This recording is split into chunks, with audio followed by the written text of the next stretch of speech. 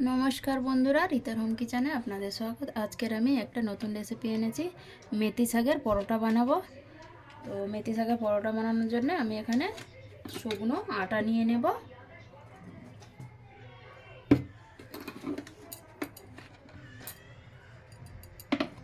এখানে আমি 2 বাটি আটা নিয়ে নিয়েছি।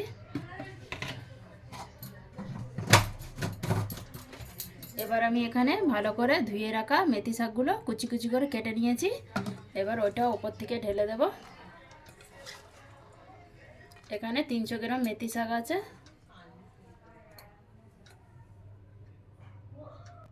মেথি শাক দিয়ে দিয়েছি। এবার দিয়ে দেব ওপর থেকে হাফ চামচ আজওয়াইন দিয়ে দেব, স্বাদ মতো লবণ দিয়ে দেব,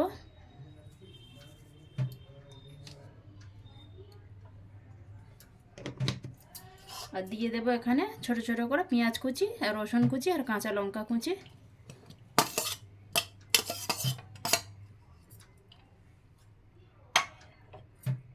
ওপর থেকে ভালো করে তেল দিয়ে দেব, রিফাইন তেল।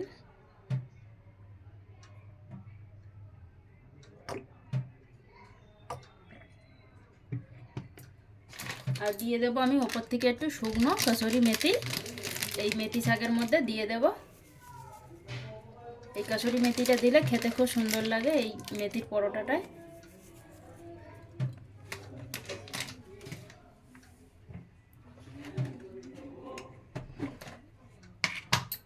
এবার আমি দিয়ে দেব এখানে একটু লাল লঙ্কার গুঁড়ো, আপনারা পছন্দ মতো দিয়ে লঙ্কাটা।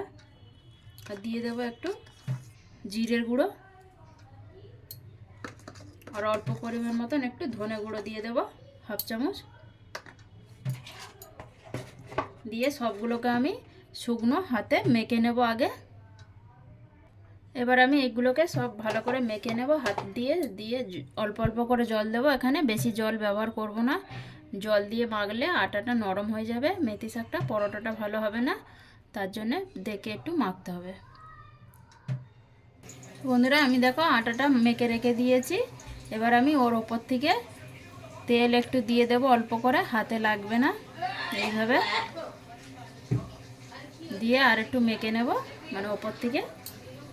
এবার আমি পরোটা বানাবো। পরোটা বানানোর জন্য আমি এখানে কড়াইতে সরিয়ে নিলাম, ওদিকে প্যান বসিয়ে দেব একটা ননস্টিকের।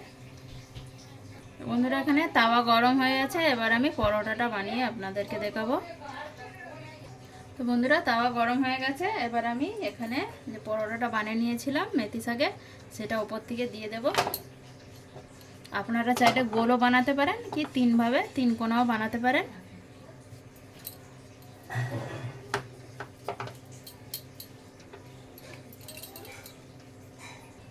একদিকে হয়ে গেছে, এবার আমি আর একদিকে উল্টে দেব। একদিকে হয়ে এসছে। এবার আমি এই দিকটা, যে দিকটা হয়ে এসছে, অল্প পরিমাণ মতন তেল দিয়ে দেব। এটা একটু আস্তে আঁচে পাকাতে হবে, কেন মেথি শাক আছে তো এর মধ্যে। তো আস্তে আস্তে ভালো করে বানালে ভেতর থেকে পেকে আসবে। কত সুন্দর হচ্ছে পরোটাটা। এইভাবে আপনারাও বানিয়ে খেয়ে দেখবেন বাড়িতে। আপনারা পেঁয়াজ রসুন ছাড়াও বানাতে পারেন।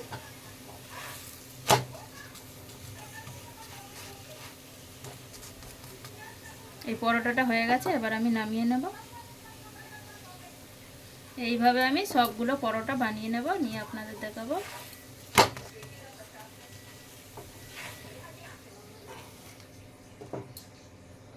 এবার আমি একটা গোল শেপে বানাচ্ছি, এইভাবে ছোট ছোট পাতলা পাতলা। গোল পরোটাটাও খুব সুন্দর হয়েছে। এবার এটাকেও আমি নামিয়ে নেব, নিয়ে এইভাবে সবগুলো গোলভাবেই বানাবো। গোলটা বানালে তাড়াতাড়ি হয়। তো বন্ধুরা এইভাবে আমার সব মেথির পরোটাগুলো রেডি হয়ে গেছে। আমি 5 থেকে 7খানা এখানে পরোটা বানিয়ে নিয়েছি। এবার আপনাদেরকে দেখাবো কতটা নরম আর সফট হয়েছে। আপনারা চাইলে লোহার তাওয়াতেও বানাতে পারেন, কড়াইতেও বানাতে পারেন। তো বন্ধুরা এখানে আমি দেখো প্লেটে ঢেলে নিয়েছি, কতটা নরম সফট হয়েছে এই মেথি শাকের পরোটাটা। এই পরোটাটা বাটারের সাথে আলু ভাজার সাথে খেতে খুব ভালো লাগবে সকালে জলখাবারে। আপনারাও একবার ট্রাই করে দেখবেন এই মেথি শাকের পরোটা, এইভাবে বানিয়ে খেয়ে দেখবেন। ভালো লাগলে কমেন্ট করবেন, শেয়ার করবেন। ধন্যবাদ।